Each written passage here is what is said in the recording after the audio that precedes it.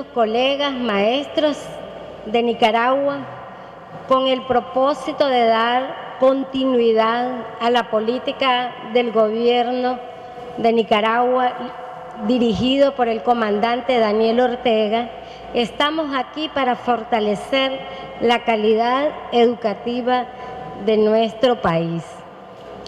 Lo que me corresponde en esta mañana es abordar el módulo de pedagogía, pero en el tópico específico de la evaluación educativa.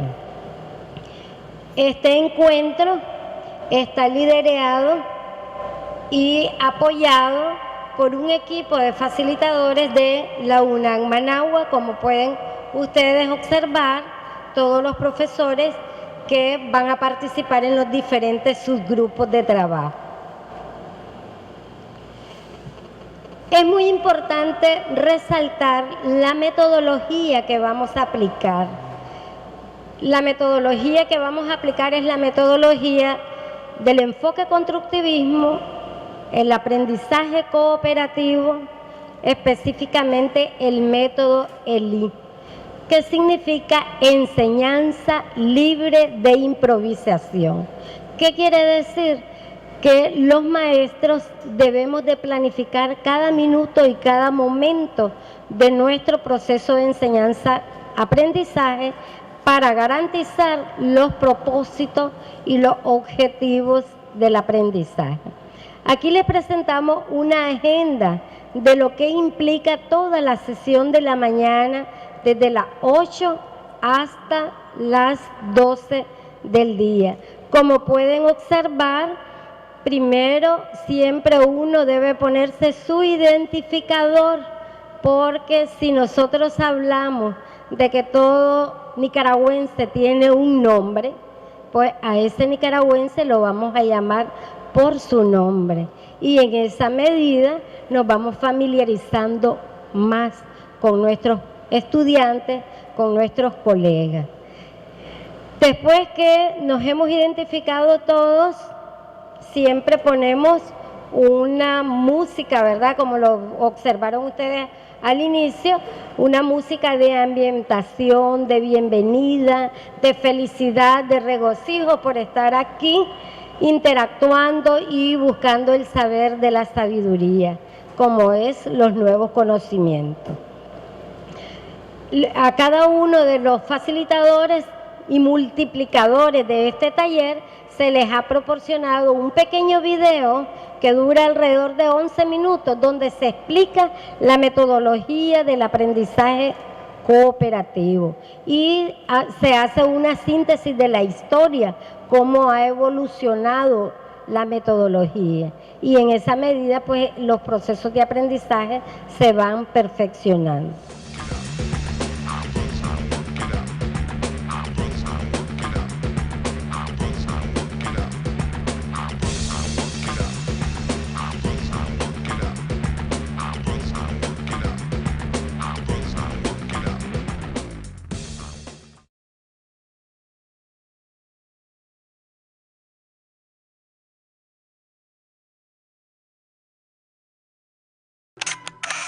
En los próximos minutos presentaremos algunas ideas sobre, probablemente, la metodología más convincente de los últimos años para hacer posible la construcción social del conocimiento, el aprendizaje cooperativo.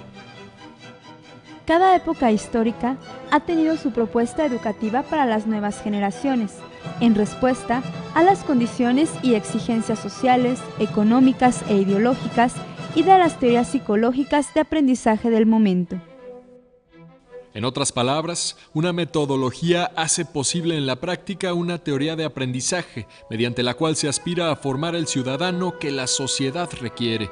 Estemos atentos. Esta información llevada a la práctica nos permitirá ser mejores maestros. El aprendizaje cooperativo es una metodología que responde en la práctica a los requerimientos de la teoría del constructivismo social. Al aprendizaje cooperativo también se le conoce como aprendizaje entre iguales o aprendizaje entre colegas, a partir del principio educativo de que el mejor maestro de un niño es otro niño.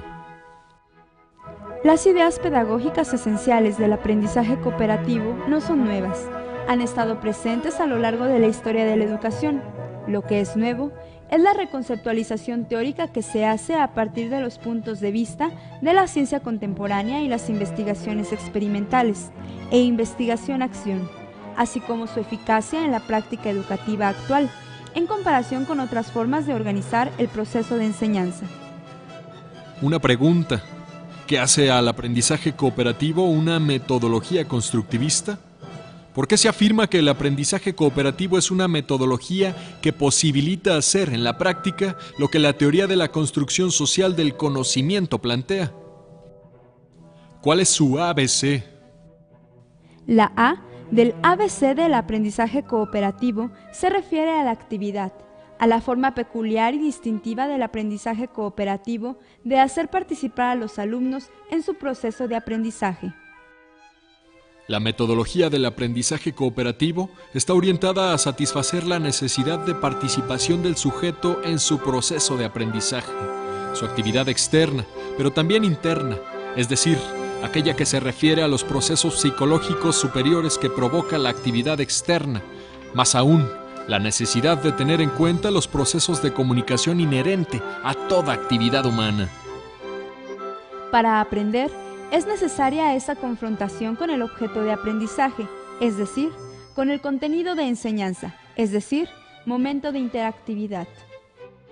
Pero para aprender, también es necesario momentos de interacción del sujeto que aprende con otro u otros que le ayuden a comprender el objeto de conocimiento. La participación genuina, la verdadera actividad de los alumnos en clase, exige de momentos de interactividad y de momentos de interacciones como una unidad, como dos caras de una moneda. De ahí que la fórmula para expresar gráficamente al aprendizaje cooperativo sea igual a momentos de trabajo individual, equivalentes a la interactividad necesaria para aprender, y de momentos de trabajo con otros, que se identifican con los procesos de interacciones entre los sujetos que aprenden. Ahora bien, si es necesario incrementar la participación de los alumnos en su proceso de aprendizaje, también es imprescindible diversificar las formas de hacerlo, ya que se requiere estimular las diferentes áreas neuropsicológicas comprometidas y provocar un aprendizaje con todo el cerebro para un desarrollo pleno de la persona. En resumen, la A del ABC del aprendizaje cooperativo tiene que ver con la necesidad de la actividad del alumno en clase, nunca espontánea, en todo instante orientada, guiada e intencionada, pero con una libertad responsable y comprometida de los aprendices. La B del ABC del aprendizaje cooperativo se relaciona con la bidireccionalidad, necesaria en el proceso de aprendizaje-enseñanza entre el que guía y orienta la actividad y el aprendiz. El aprendizaje cooperativo plantea una forma diferente de relacionarse maestro y alumnos entre sí, en su proceso de aprender, y ese modo de relacionarse es la mediación. ¿Qué te sugiere la palabra mediación? ¿Qué otras palabras expresan lo mismo? ¿Y qué te sugiere la palabra mediador? ¿Y la de maestro mediador? El mediador es la persona que al relacionarse con otro o con otras, favorece su aprendizaje, estimula el desarrollo de sus potencialidades. Y lo que es más importante, corrige funciones cognitivas deficientes. Los abuelos, padres, tíos, hermanos mayores, amigos pueden ser mediadores. En general, todo aquel que se relaciona con otros y al hacerlo cumple con determinados requisitos, son mediadores. Los maestros son o deben ser mediadores por excelencia. Según Reuben Forstein, destacado psicólogo israelita de origen rumano, plantea que el maestro, al mediar, debe cumplir con ciertos requisitos. Los más importantes, entre otros, son: la reciprocidad, es decir, una relación, actividad, comunicación mutua en la que ambos, mediador y alumno, participan activamente. La intencionalidad, tener bien claro qué quiere lograr y cómo ha de lograrse, tanto uno, el maestro mediador, como el alumno que hace suya esa intención dada la reciprocidad que se alcanza. El significado, es decir, que el alumno le encuentre sentido a la tarea. La trascendencia, que equivale a ir más allá del aquí y el ahora y crear un nuevo sistema de necesidades que muevan a acciones posteriores. El sentimiento de capacidad o autoestima, o lo que es lo mismo, despertar en los alumnos el sentimiento de que son capaces.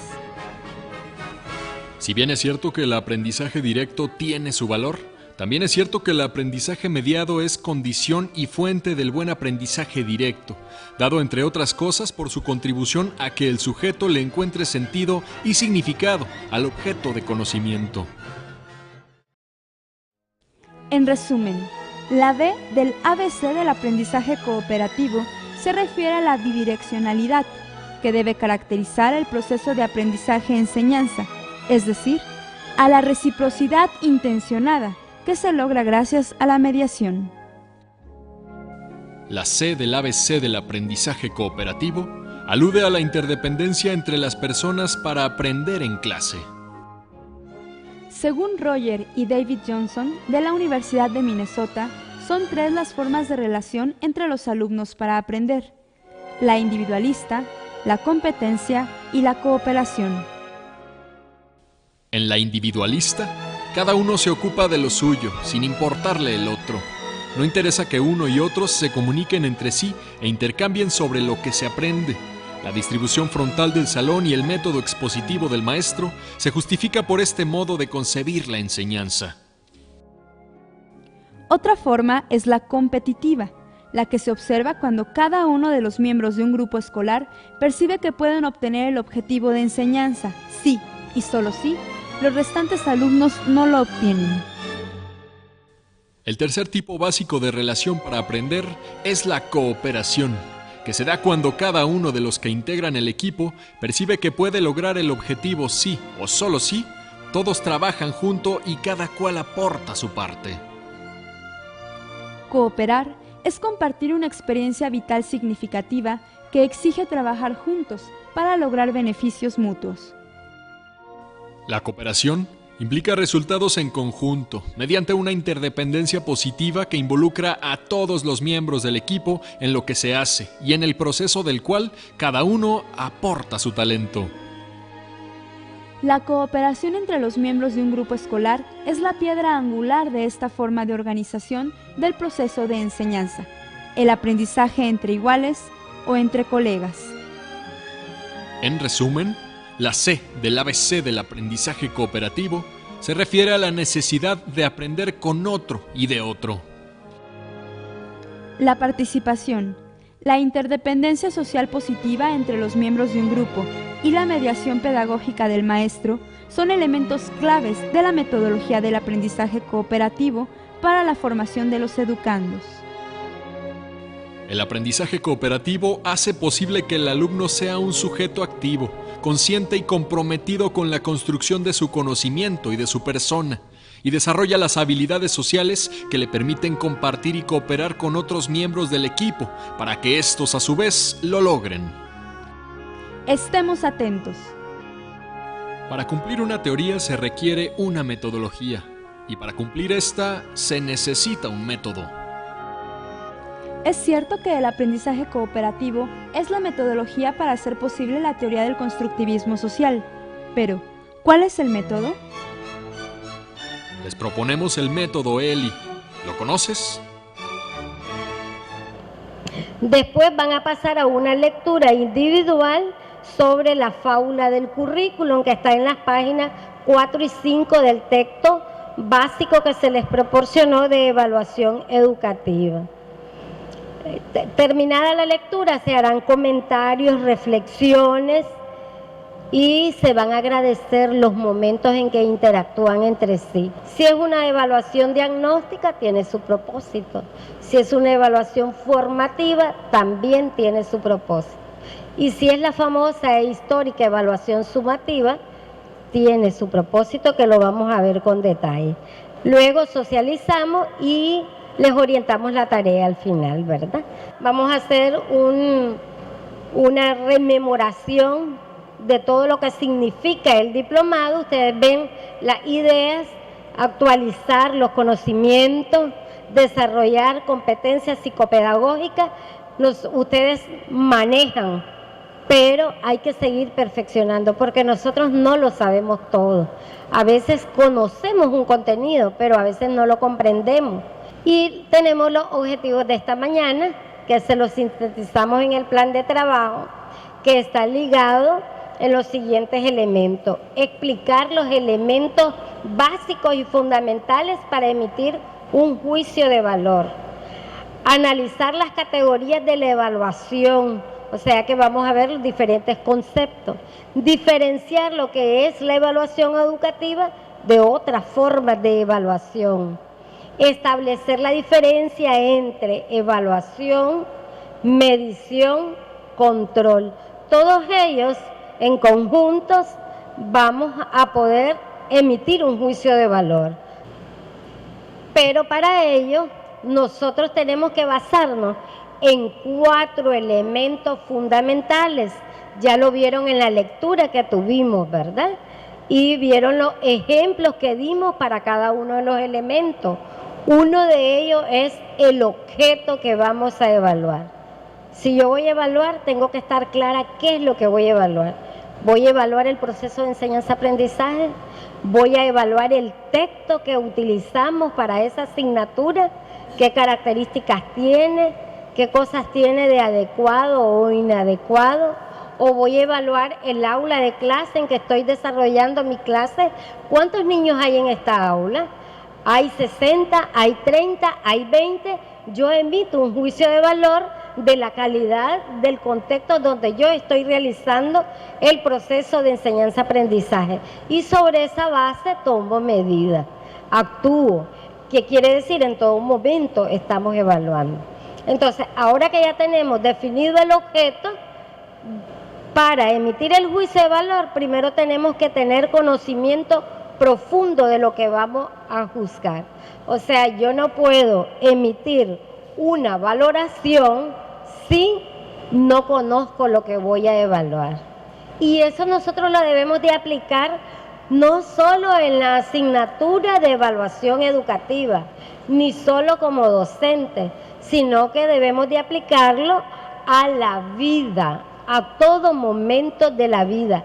A veces nosotros juzgamos a un compañero, pero no sabemos todos los elementos, todos los factores que influyeron. Entonces, nos obliga a cumplir con el segundo elemento, que es conocimiento de lo que se juzga. Si yo quiero evaluar la comprensión lectora, tengo que dominar en profundidad qué significa comprensión lectora y cuáles son los indicadores que me van a precisar de que hay una comprensión lectora adecuada. Seguimos con el proceso, ya tenemos los instrumentos según el objeto, recogemos la información aplicando el instrumento correspondiente, los datos que obtenemos los procesamos, los organizamos y luego lo comparamos con la teoría. Y sobre esa teoría hacemos análisis, interpretación e inferimos cuestiones y eso nos orienta de cómo actuar. Si es en el proceso de enseñanza-aprendizaje, yo aplico un instrumento y veo que un grupo me salió con notas excelentes, otro grupo me salió con notas deficientes, entonces busco las causas. ¿Qué pasó? Y sobre esa base hago el proceso de tomo decisiones, ¿verdad? Mi decisión es regular ese aprendizaje. Reviso mi parte metodológica de interacción con mis estudiantes y también reviso la parte del estudiante, que factores externos a la clase o factores externos a la escuela están incidiendo para ese resultado. Y entonces orientamos trabajo independiente para reforzar o nos valemos de los alumnos monitores, los que lograron captar más rápido y los que lograron captar menos rápido. Entonces los que captaron rápido y lograron comprender todo, los orientamos para que ayuden. Acuérdense que el aprendizaje entre iguales se hace mucho más efectivo y ese es un principio del aprendizaje cooperativo. Y así se da el ciclo. Volvemos a empezar con otro objeto que queremos evaluar y seguimos el ciclo. Ustedes ven que ese ciclo está íntimamente relacionado con los procesos de investigación científica. Pero ustedes saben que la evaluación de los aprendizajes no la realiza con un solo propósito, sino se realiza con varios propósitos. Entonces tenemos la evaluación diagnóstica, como su palabra lo dice, diagnosticar, ver cómo está, ¿verdad? Luego la evaluación formativa, igual, la palabra nos dice que es para formar y cuando estamos formando vamos dirigiendo, vamos guiando, vamos facilitando ese aprendizaje. Y luego la evaluación sumativa, que ya es para calificar, para certificar, para aprobar o reprobar. O sea, los otros dos tipos de evaluación no tienen calificación. ¿Sabe qué tienen?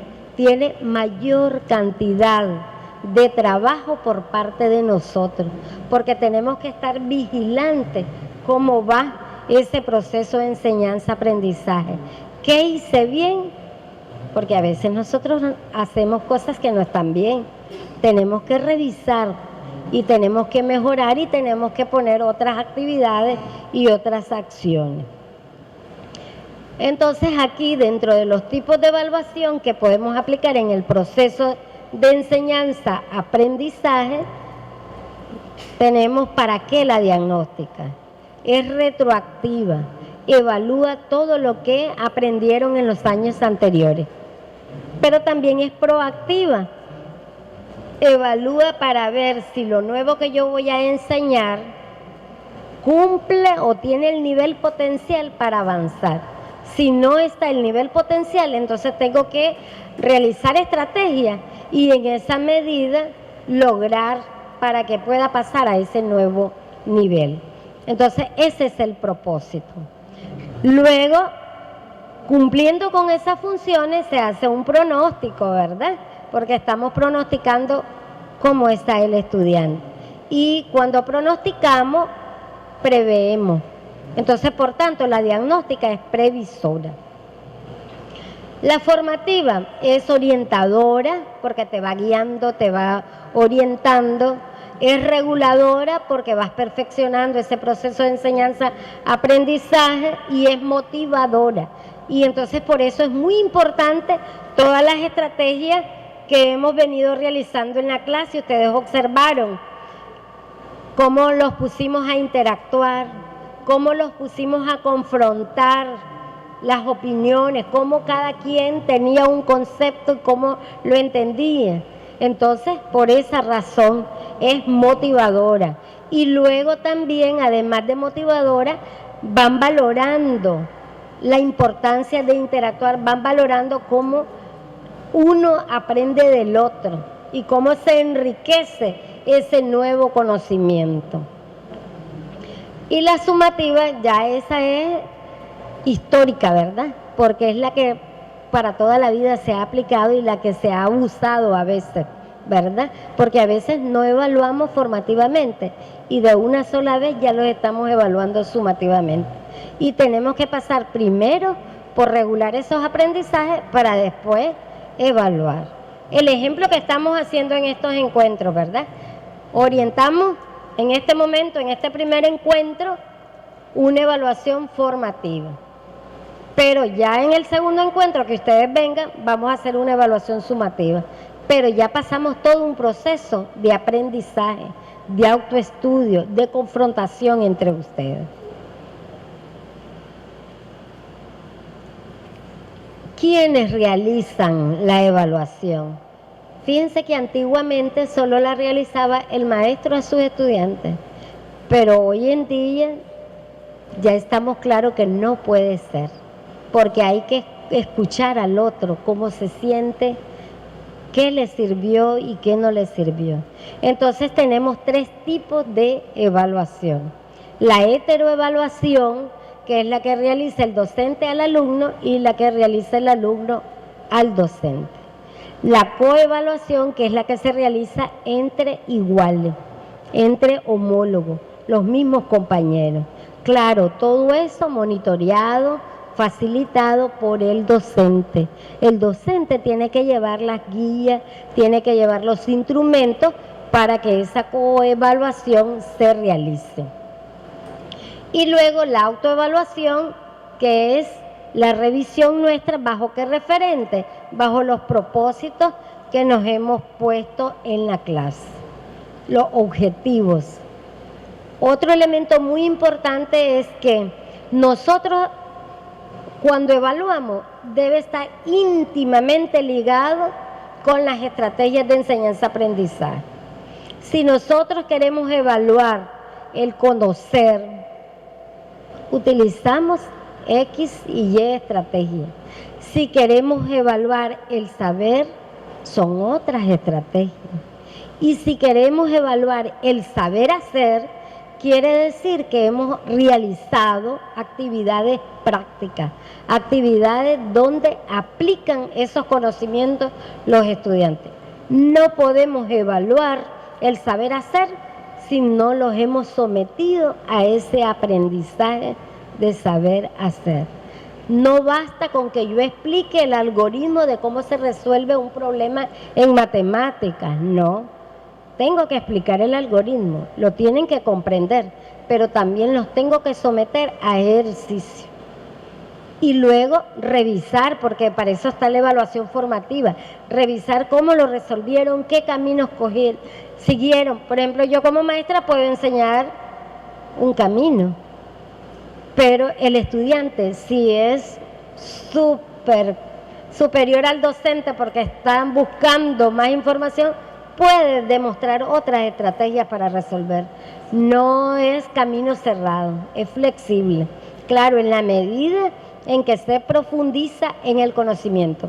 En el próximo encuentro yo les voy a traer una lectura donde se refleja esa flexibilidad y donde se refleja que nosotros los docentes tenemos que ir adelante de nuestros alumnos, porque cuando los alumnos nos traen variantes, nosotros de primas a primeras no podemos decirle que está mal, porque primero tenemos que saber cuál fue, cómo lo hizo, y en esa medida saber, ¿verdad?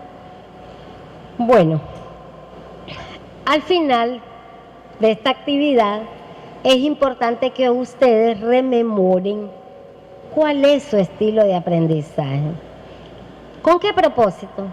Con el propósito de cumplir con la autoevaluación. Ustedes describen en su cuaderno su estilo de aprendizaje y luego lo confrontan con todo lo que estamos estudiando.